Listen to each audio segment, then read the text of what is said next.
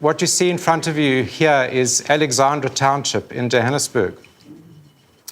And Alex is a microcosm of the inequalities in South Africa. It's a very poor, deprived area in the heart of one of the richest parts of the country and the world, I guess, in Sandton. And in 1984, I was a brand new high school English teacher. And I'd studied English at the University of the Witwatersrand, and I was, in a sense, prepared to teach in the secondary school system. But I never taught in the white system. So if you know anything about the history of South Africa, the apartheid system was racially divided, and there were separate schools, separate facilities, separate everything for all the different groups. And if you studied in a white university, you were supposed to go and teach in a white school. I never did. And my first class was a group of black children, high school children from Alexandra Township. I was teaching part-time night classes to kind of make ends meet. And the kids I was teaching came from this kind of environment. No running water, no electricity, very, not even low economic housing, just sort of shacks. And the first poem in the syllabus was this. And I'd done, rigorous preparation, because the whole aim of teaching this poem was to teach about imagery and sense and intention and feeling and tone. And I prepared this really rigorous lesson, and I started getting into the poem, and I'm not going to read it, but halfway through I sort of looked around and they're just not getting it, right? Where are we going with this? And I said, are there any questions? And one brave guy at the back, Pale, put up his hand and said, "What is a swan?" Okay, what is a swan? And I think that moment, it's what we call a teachable moment in educational theory. That sort of changed my whole orientation. And the next day I went back to this class with this poem, City Johannesburg, by Mongali Wali Soroti. And all of a sudden, we started understanding what imagery was, because the imagery was relevant to their background, their experience. Mongani Wali Soroti was born and grew up in Alexandra. We do have to start thinking about professional standards for teaching. But I think that example sort of illustrates how important cultural capability and cultural competence is when you're being a teacher. And we've just had the Productivity Commission come out with a report, and I know you've all religiously read it. It's 500 pages long. But there's a couple of highlights in this report for me which are quite significant. And the first is that the opening statement that tertiary education is a system that is co-produced by teachers and learners.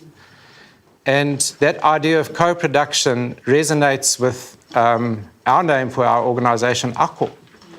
Ako means learning. Well, there's no literal direct translation, but it signifies that kind of reciprocal relationship between learners and teachers. And the Productivity Commission also pointed to the big challenge of the inertia in the system that constrains innovation. So their inquiry is about new models of tertiary education. There's a wealth of data and insight into how the current system works, but it's a little bit light on what the new models might actually look like. And the point I want to make in this little talk is that if we are going to develop new models, we need to start thinking about networked models, because we live in a networked digital age where everything is increasingly connected. And we need to think about professional learning being aligned with professional standards that incorporate cultural capability and indigenous knowledge. So that's really the premise that I want to start on today. The Productivity Commission in 2017 made a firm recommendation 14.7, that providers should develop and adopt frameworks of standards for tertiary teaching suitable for New Zealand's tertiary education system, for assessing and rewarding the capability and performance of tertiary teachers. And in the small print, and these frameworks should incorporate evidence about effective teaching of Māori and Pacific students. So we do have this sort of clear steer. And one example that was mentioned in those previous reports is the UK Professional Standards Framework. Now, the UK did what the New Zealand government didn't do 15 years ago, and they established a framework of professional standards for higher education for tertiary teachers in the UK. And I'm not going to go into all the details of it, but this is a high-level diagram of what the UK PSF looks like, and it's three-dimensional. So in order to demonstrate your competence as a higher education teacher in the UK, you've got to provide evidence in three dimensions: areas of activity, what you do in the classroom with your students, core knowledge, the kind of theory and pedagogy that underpins that, and then also, and very importantly, there's a professional values dimension that underlies all of this. So you can't just get away with ticking the box because you're an entertaining lecturer or you've prepared your lessons well. You've also got to show how you embody professional values about your students and so on in your application. And basically how it works is that you have an accreditation scheme known as the Higher Education Academy Fellowship, and you can be awarded accreditation in one of four categories: Associate Fellow, Fellow, Senior Fellow, and Principal Fellow. Very important to recognise that these are not necessarily hierarchical categories, and also that this is an inclusive framework and it's not prescriptive. It's a framework that recognises everybody who's doing good work in the support of learning and teaching.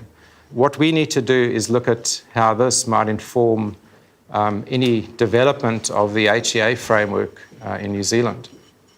And when I was at AUT, we started doing this work. And the first question I asked with my team is, are we just going to incorporate the colonial framework?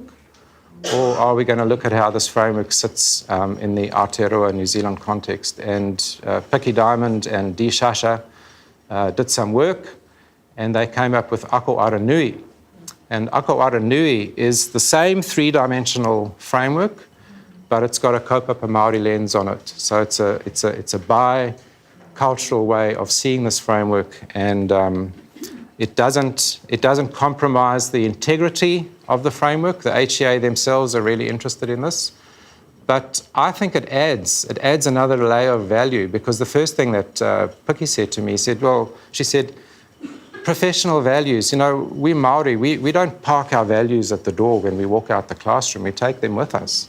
You know, so there's a whole nother dimension of personal values that come into the Ako Aranui framework that I think are quite important. And if you want to have a look at it, the website is akoaranui.org. And that whole, translation or mirroring of that framework is there for you to see in detail. So back to cultural capability then, and you know, we've heard so much about it, and the Productivity Commission has just affirmed this. They had two findings but no recommendations.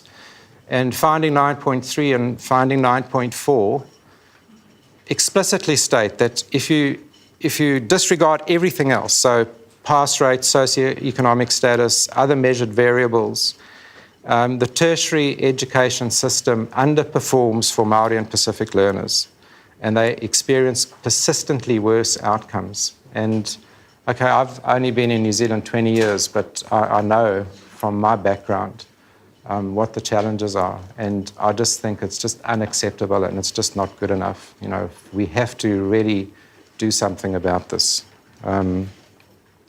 So some of the work that Ako Aotearoa is doing, we have our Kia Eke and He Toko workshops and fund. So through Kia Eke, individuals can engage in workshops, and through He Toko we can move on to that kind of whole of institution approach and customise the workshops for a particular institution, and we're seeing good results with that. Ako Aotearoa also funds projects every year. We've funded over 200 projects in 10 years. And some of these project outputs are starting to show that huge differences can be made. And I've just illustrated 3 of them here. The Weaving Our Worlds project, this is a project that's done in the Faculty of Health at Otago University that showed through a concentrated, holistic focus on Māori learners, huge achievement gains could be made for those learners in that specific faculty. That report is on our website. For Pacifica students, we had Margaret Southwick do an amazing project over a long time at Whitireia, showing how Pacific student success can be enhanced by models and approaches that work for that. And we've done a synthesis overview, the successful Pacifica in tertiary ed, that draws together in a synthesis overview all of the work that we've done about Pacific success. And Joe and myself have been working on a similar synthesis overview now for Māori learners. And that report, Joe, is not far away. It's been proofread, it's been signed off. And we've looked at 45 projects that we've supported in 10 years and synthesized the key findings from that. And that will now form the basis of the request for proposals in the National Project Fund, which should be out within the next 3 to 4 weeks.